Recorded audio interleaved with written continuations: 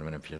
Merci, Monsieur le Président. Madame la Secrétaire d'État, le 3 avril, en pleine crise de la Covid-19, Christophe Lannelongue, alors directeur général de l'Agence régionale de la santé du Grand Est, annonçait que le plan de restructuration du CHRU de Nancy était maintenu. Ce n'était pas une blague. Ce plan, appelé Copermo, prévoit la suppression de 498 emplois et 174 lits. Face au tollé provoqué devant une telle annonce, alors même que la fragilité de nos hôpitaux publics sautait aux yeux de tous, Emmanuel Macron a annoncé quelques jours plus tard, le 8 avril, le limogeage de Christophe Lannelongue. Signe d'un virage dans sa politique de destruction de l'hôpital public? Rien n'est moins sûr, car dans le même temps, le Premier ministre Édouard Philippe et le ministre de la Santé Olivier Véran ont simplement affirmé que tous ces sinistres plans de restructuration n'étaient pas supprimés, mais suspendus. Suspendus comme une épée de Damoclès au-dessus de l'hôpital public. Au CHRU de Nancy, l'incertitude plane. Tous les soignants qui ont durant des mois intubé, réanimé, traité des centaines de patients dans des conditions matérielles déplorables s'interrogent. Leur hôpital va-t-il perdre 500 emplois, 174 lits? La presse s'est même faite le relais d'une suppression possible de 1000 postes. Cette ineptie ne les amuse pas, moi non plus. Rien n'a été annoncé officiellement pour le moment. C'est donc solennellement que je vous interroge, Madame la Secrétaire d'État. Le plan de restructuration Copermo qui concerne l'hôpital de Nancy est-il définitivement abandonné?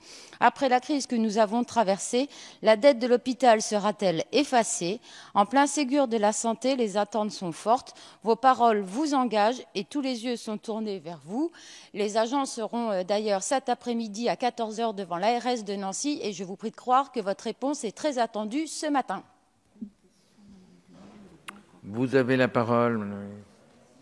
Madame la députée, le CHRU de Nancy est réparti aujourd'hui sur 7 sites, dont 2 principaux distants de 5 km.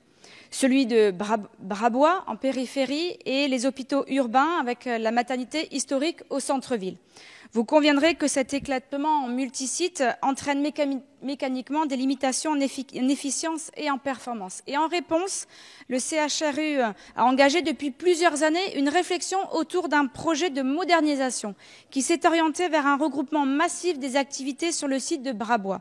Il s'agit d'un investissement de 515 millions d'euros qui permettra de renforcer le positionnement de cet établissement sur son territoire.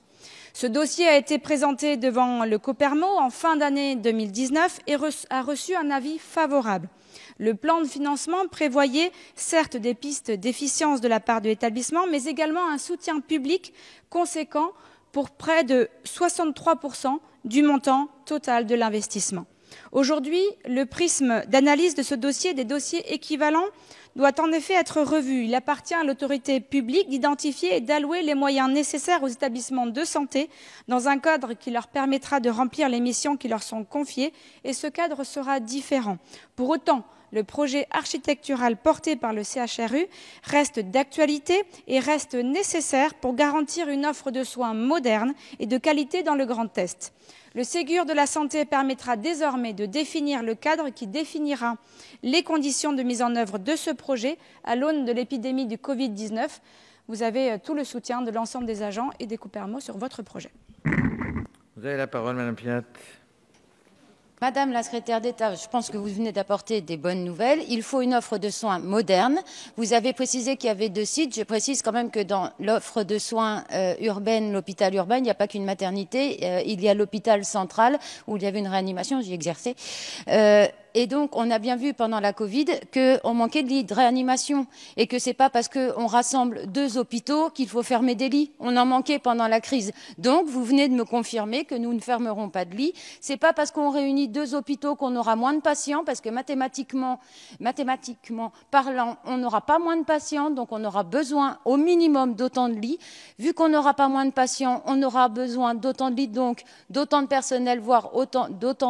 personnel, voire plus, vu le Ségur.